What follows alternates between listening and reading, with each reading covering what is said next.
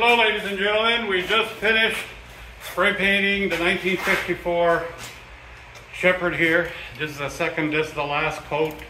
As you can see, we've got a glass finish to it now. I'll let Mark walk around and have a look. This is the last coat. After that, we're just going to buff it, reassemble it, and it should be good to go. Just so you have an idea of what we do at Georgia Bay Heritage League.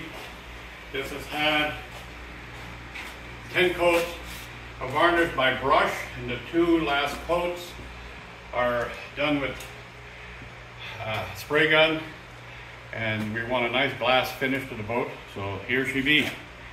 So anyway, thanks for watching, and keep afloat. All right, take care.